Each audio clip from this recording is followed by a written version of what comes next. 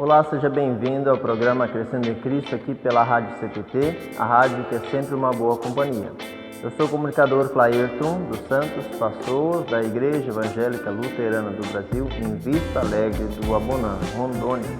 E no episódio de hoje iremos estudar o Evangelho de João, capítulo 5, onde destaco a autoridade. A autoridade que Jesus tem e a autoridade que Ele coloca sobre cada um de nós.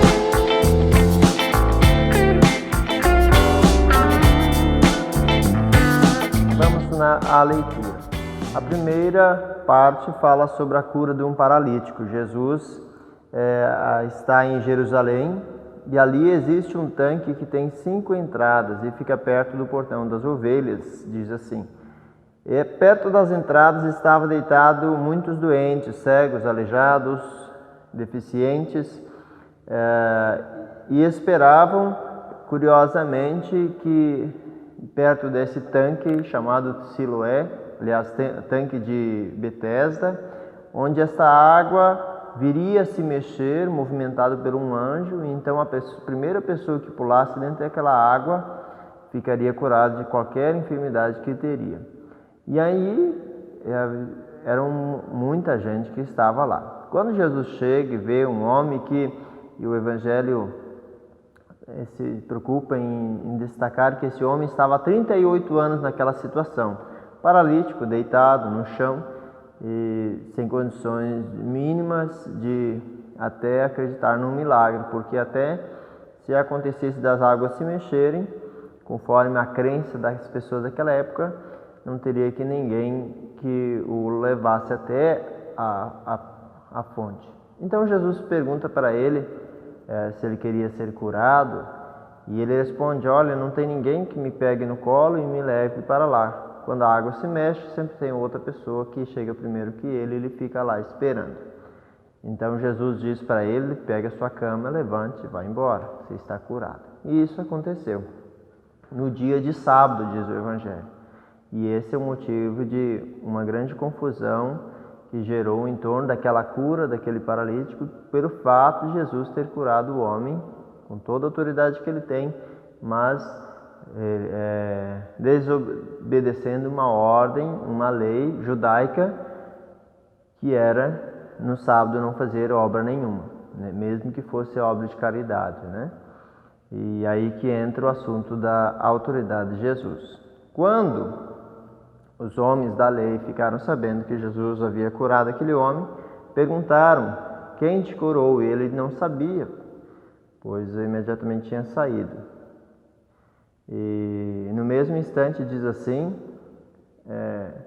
os líderes judeus disseram: hoje é sábado, a nossa lei não permite que você carregue a sua cama nesse dia. E ele respondeu: o homem que me curou me disse: pegue a sua cama e ande. E eles perguntaram: quem é este homem? E ele respondeu que não sabia, né? Mais tarde Jesus encontrou o homem no pátio do templo e disse o seguinte para ele: escute, você agora está curado, não peque mais, para não acontecer com você uma coisa pior ainda. Veja, tem várias coisas nesse Evangelho que nós poderíamos destacar. Em primeiro lugar, a autoridade que Jesus tem, e não é pelo fato de agora ele pode desobedecer ou desrespeitar leis humanas e judaicas, conforme a tradição, mas Jesus mostra que a autoridade que ele tem, e ele vem para cumprir, é ter misericórdia, né? De curar fisicamente, mas especialmente de perdoar pecados.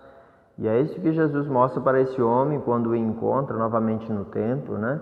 Jesus diz: escute, agora você está curado, mas você deve cuidar para que não peques mais, porque o seu estado pode se tornar pior. Mostrando a realidade que quando Jesus cura, Jesus faz muito mais do que simplesmente trazer a vida cotidiana da pessoa, né? Resgatar a sua vida para esse mundo, mas mostrá-la que tem muito mais que isso.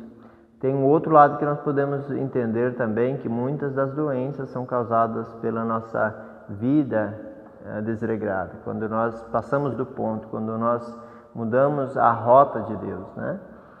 quando nós vivemos de maneira desordenada.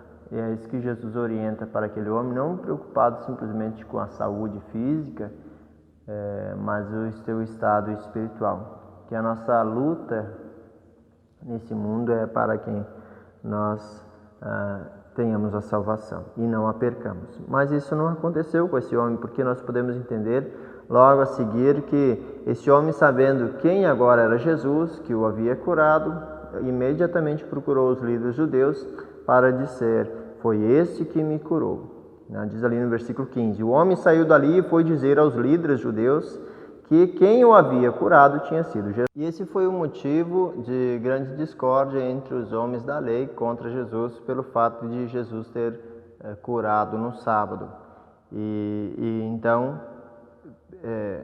eles começaram a perseguir Jesus, e Jesus disse: o meu Pai trabalha até agora e eu também trabalho. Ou seja, independente do dia, se era sábado ou qualquer outro dia, Jesus cumpriria a vontade de Deus, a quem ele chama de Pai. E esse é o segundo motivo dos judeus ficarem com mais raiva, querendo matar Jesus, porque, em primeiro lugar, desobedece à lei de descumprimento de guardar o sábado, e segundo, chama de Deus de Pai, ou seja, se coloca igual a Deus, e isso tira a autoridade dos mestres da época. E aí segue Jesus mostrando qual a sua verdadeira identidade de autoridade de Deus neste mundo, é para fazer o trabalho do Pai. Então Jesus disse a eles: eu afirmo a vocês que isto é verdade, o Filho não pode fazer nada por sua própria conta, pois ele só faz o que o Pai faz. Tudo o que o Pai faz, o Filho também faz, pois o Pai ama o Filho e lhe mostra tudo o que está fazendo, e vai mostrar a ele coisas ainda maiores do que estas, e vocês vão ficar admirados. Porque assim como o Pai ressuscita os mortos e lhes dá vida, assim também o Filho dá vida aos que ele quer.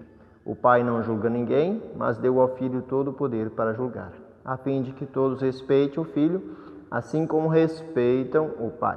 Quem não respeita o Filho, também não respeita o Pai que o enviou.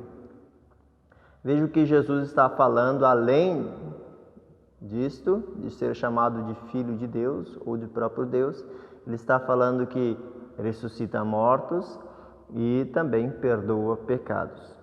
E eu afirmo a vocês que isto é verdade: quem ouve as minhas palavras e crê naquele que me enviou tem a vida eterna e não será julgado, mas já passou da morte para a vida. Eu afirmo a vocês que isto é verdade: vem a hora, e ela já chegou, em que os mortos vão ouvir a voz do Filho de Deus, e os que ouvirem viverão. Assim como o Pai é a fonte da vida, assim também fez o Filho ser a fonte da vida. E ele deu ao Filho autoridade para julgar, pois ele é o Filho do homem. E além disso, falando do julgamento, de perdoar ou não pecados, da vida eterna, Jesus fala que a autoridade que Deus Pai lhe deu a ele é de perdoar pecados. Quem crê nesta palavra não será julgado, mas já tem a vida. Não fiquem admirados por causa disso, pois está chegando a hora em que todos os mortos ouvirão a voz do Filho do Homem e sairão das suas sepulturas. Aqueles que fizerem o bem vão ressuscitar e viver. Aqueles que fizerem o mal vão ressuscitar e ser condenados. Essas palavras de Jesus, quando fala dos mortos ouvirão a sua palavra, tem um sentido também figurado, porque mortos aqui no sentido mortos espiritualmente, aqueles que não conhecem a Deus, aqueles que estão mortos em seus pecados, no sentido que estão longe de Deus, e passarão a ouvir, ou seja, conhecendo seus pecados, conhecendo a realidade do perdão, e buscarem sempre. Continuação, a partir do versículo 30, quando Jesus continuou a falar: eu não posso fazer nada por minha própria conta, mas julgo de acordo com o que o Pai me diz. O meu julgamento é justo, porque não procuro fazer a minha própria vontade, mas a vontade daquele que me enviou. Se eu dou testemunho a favor de mim mesmo, então o que eu digo não tem valor. Mas existe outro que testemunha a meu favor, e eu sei que o que ele diz a respeito de mim é verdade. Vocês mandaram fazer perguntas a João, e o testemunho que ele deu é verdadeiro. Eu não preciso que ninguém dê testemunho a meu favor, mas digo essas coisas para que vocês sejam salvos. Com essas palavras, Jesus faz referência sobre o autoelogiar-se, o tirar vantagens, né? Aqui Jesus mostra que ele não precisa de elogios de ninguém, né? E ele mesmo não gaba-se a si próprio, até porque é uma das coisas muito ruins, né, de um ser humano. Mas se refere a João Batista, que dá testemunho dele, e Jesus considera o testemunho de João verdadeiro, pelo fato que João testemunhou não só com as palavras, mas com a sua própria vida, mostrando que o Salvador realmente viria. Pois havia necessidade de arrependimento, de mudança. E João era uma prova viva disso, né? Não andava como um rei, mas muito pelo contrário, andava com roupas simples no deserto, chamando ao arrependimento. Não se curvava diante da lei ou dos privilégios como um caniço agitado pelo vento, como já fez referência Jesus sobre João, e se alimentava de comidas simples que encontrava na região, e não de banquetes. Então segue. João era como uma lamparina que estava acesa e brilhava, e por algum tempo vocês se alegraram com a luz dele. Mas eu tenho um testemunho a meu favor ainda mais forte do que o de João. São as coisas que eu faço, as quais o meu Pai me mandou fazer. Elas dão testemunho a favor de mim e provam que o Pai me enviou. Também o Pai que me enviou testemunha a meu favor. Vocês nunca ouviram a voz dele, nem viram seu rosto. As palavras dele não estão no coração de vocês, porque vocês não creem naquele que ele enviou. Vocês estudam as Escrituras Sagradas porque pensam que vão encontrar nelas a vida eterna. E são elas mesmas que dão testemunho a meu favor. Mas vocês não querem vir para mim a fim de ter vida. Jesus se refere ainda a João Batista quando diz que eles não queriam por muito tempo ouvir João. No começo até gostaram, mas depois se afastaram. Assim, Jesus também se refere ao coração deles, onde não há o amor de Deus. Pois, ao ouvirem a palavra de Jesus, que há uma necessidade de mudança, eles preferem ficar ainda nas antigas tradições. Porque há uma necessidade de sair da zona de conforto, do conformismo, né? Crer na palavra de Deus é muito mais do que ouvir, é fazer. É fazer por onde? Como Jesus mesmo disse que o testemunho que ele dá é mais forte que o de João, porque o testemunho que ele tem a fazer é o que ele fará ainda, né? A obra de Deus que seria a própria salvação. E eu não procuro ser elogiado pelas pessoas de Jesus. Quanto a vocês, eu os conheço e sei que não amam a Deus com sinceridade. Eu vim com a autoridade do meu Pai e vocês não me recebem. Quando alguém vem com a sua própria autoridade, esse vocês recebem. Como é que vocês podem crer se aceitam ser elogiados pelos outros e não tentam conseguir os elogios que somente o único Deus pode dar? Não pense que sou eu que vou acusá-los diante do Pai. Quem vai acusá-los é Moisés, que é aquele em quem vocês confiam. Se vocês acreditassem em Moisés, acreditariam também em mim, pois ele escreveu a meu respeito. Mas se vocês não acreditam no que ele escreveu, como vão acreditar no que eu digo? Jesus fazendo assim, aqui o final do capítulo 5 de João, referência à lei, a quem os judeus tanto admiravam e guardavam e acreditavam. Esta mesma lei irá os condená-los quando, por meio dela, eles aguardam simplesmente com a intenção de garimpar elogios e apreciação das outras pessoas, como se elas fossem pessoas perfeitas. E a própria lei que aponta para Cristo, ou seja, a necessidade de um Salvador, a necessidade do arrependimento, a necessidade de ajuda no sentido de mudança de vida, né? Lidar com as nossas falhas, com os nossos erros, não querer mostrar simplesmente o lado bonito, aparente, mas realmente para fora, mas voltar para dentro de si, olhar as suas falhas e renovar-se diariamente na certeza que o que Deus tem para nos dar é a sua misericórdia, o seu perdão, e é esta autoridade que Jesus vem cumprindo a lei de Deus e fazendo-a cumprir em nós também, que é uma luz que brilha sobre nós, e a qual nós temos a opção de querer ficar ouvindo, mesmo que às vezes é uma luz que ilumine, ao mesmo tempo arde, a lei que fere, mas a lei também que cura o corpo como um paralítico, mas também há uma necessidade de cura espiritual, de mudança de vida, né, para que o último estado não se torne pior que o primeiro. Nós podemos fazer a nossa escolha, se queremos amar a Deus de todo o coração, ouvir as suas palavras, crer no sentido de colocá-la em prática ou não, né? E esse é o julgamento que Deus faz sobre nós pela sua misericórdia.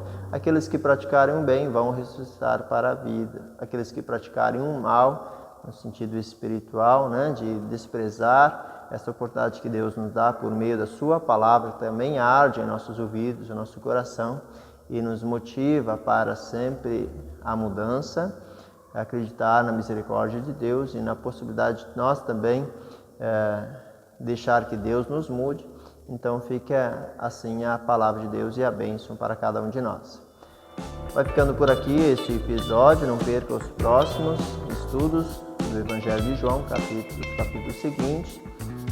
Você também pode compartilhar esse vídeo e os demais nas suas redes sociais, e desejamos as mais ricas bênçãos de Deus sobre você e a sua família.